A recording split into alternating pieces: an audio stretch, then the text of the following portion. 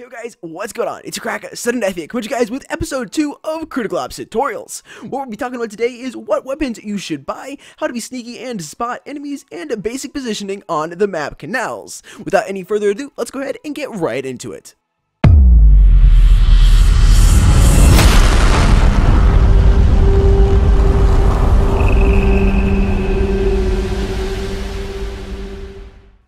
What weapon should I buy? In this section, we'll be talking about the stats of each individual weapon and a little bit about when you should and shouldn't buy them and what situations you should use them in. Starting with the pistols, the P250 is the default pistol you'll start with every time you spawn in. It's the default weapon, so there is no cost to this weapon. It has moderate damage, a moderate fire rate, and not so great at long range. However, you will have enough money to buy Kevlar if you decide to use this in the first pistol round. If you're on the T side and your team's goal is to get that bomb to the bomb site as fast as possible, then using this pistol and buying some Kevlar to take a couple extra shots before getting put down is a great choice. The GSR 1911 is the only pistol in the game, one out of 2 weapons in the game, that utilizes a suppressor, which suppresses the sound your gun makes, which in game that translates to you won't show on the radar. However, the enemy can still hear you shooting your weapon, they just won't know exactly where you are located. It has a moderate damage output, a decent fire rate, and it has a smaller magazine when compared to others. The weapon does have a one-shot headshot potential, which for $450 in-game is a great deal. The MR96, which is my personal favorite pistol in game right now, has the highest possible damage in class. It's also very good at long range, however it does have a low fire rate and a small mag size. The MR96 is a lot of fun to use, however it has a very slow fire rate and can be very punishing to the user if you are inaccurate with it, but if you can't connect your shots it can be incredibly damaging to the opposing team.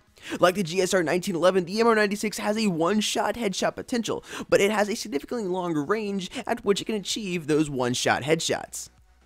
The XD45 costs $600 cash in-game, just like the MR96. It has the highest fire rate, it has a very large magazine capacity, however it has very low accuracy even at mid and close range, and has low damage when compared to other pistols inside of the class. This weapon can be incredibly unpredictable, and is rather rare to see pulled out inside of a public match, and even rarer to see used in a competitive match. You'll need great recoil control and accuracy to use this weapon successfully, and will have to be very careful going up against players using longer range weapons or those with lower recoil control, such as the MR96 or the MSR 1911.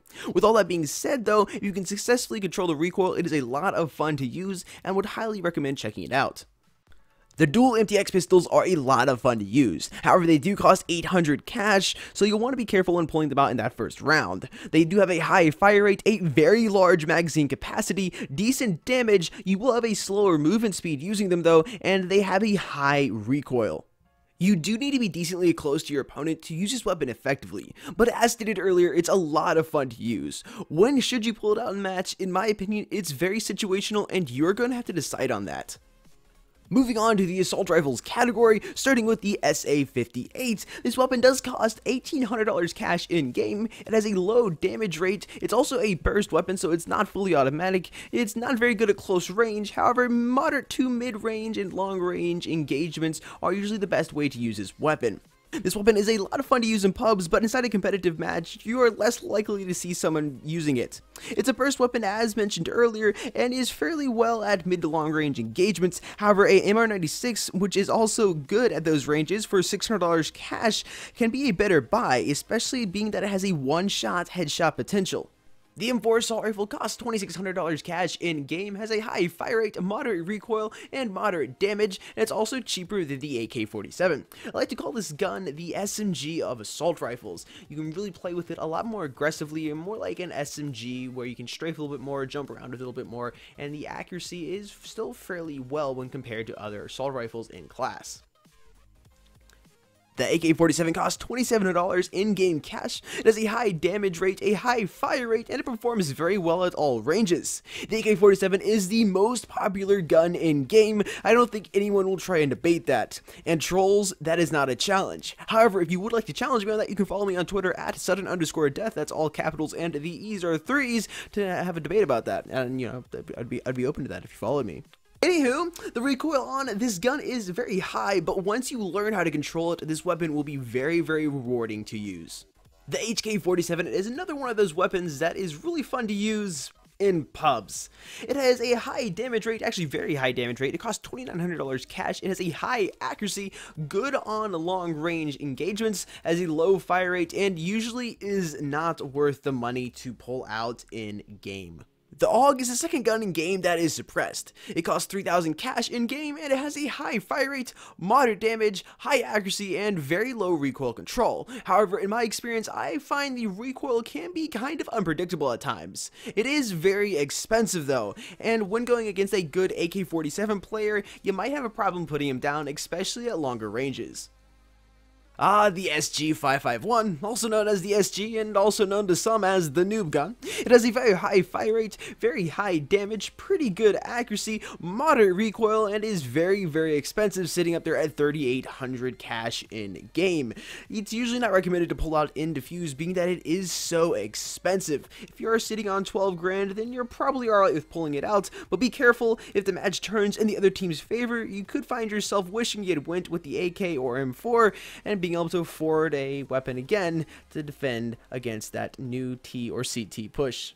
The last section here is advanced classes. We're calling these advanced classes being that you need a little bit more skill usually to get kills with these inside of a match. Now starting off with the submachine guns, we have the MP5, the MP7, and the P90. They're very good at close range, especially if you're doing a lot of strafing and more mobile shooting. They're very, very good for that. However, they're not as effective if you're trying to plant the bomb or push into the bomb site and get some kills. You're usually going to want to use an assault rifle to do that. And moderate on mid-range engagements usually are not recommended, and it's usually better to save cash to buy an assault rifle, to be completely honest. Now the sniper rifles here, they're very, very good at long range, obviously. One shot kill on body, that's the U ratio only. The M14 will take 2. Now you can get a hit marker with U ratio, but it's usually a little rarer. This will give your opponent a great advantage if you lose a round and then pick up your sniper rifle. You're going to lose 400 cash, and they're going to have a sniper rifle which they could potentially pick you off at long range. And as for the M14 is usually not worth the cash inside of a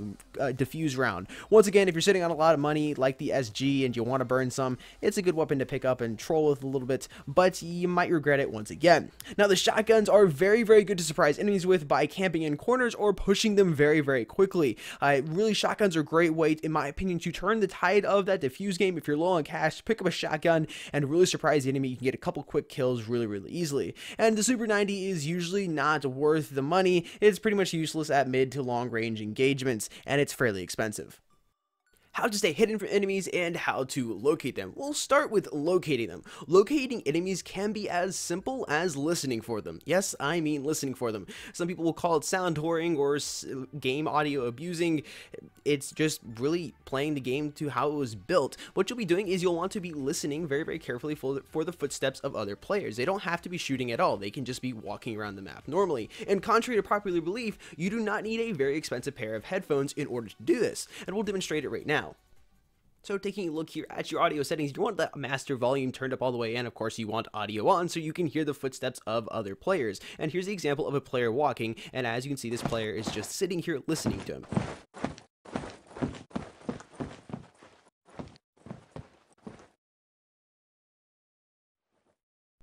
And that is the audio recorded in game. That's not using any kind of special software or headphones. That is the game audio being played on the iPad. Once again, you do not need a very special pair of headphones. Having a more expensive pair does help and is recommended, but you do not need this in order to quote-unquote sound whore. Listening to your player's approach or enemy player's approach is very, very useful and will help you get the drop on them. Now, how to stay hidden from enemies. This is an example of fast walking or running. As you can see, you are very, very audible, and this is a typical noob mistake. Slow walking, as shown here, have about 50% of the D-pad pulled up, will allow you to continue walking and moving forward or backwards and side to side. However, your audio that you will make from walking will be very, very low or none at all.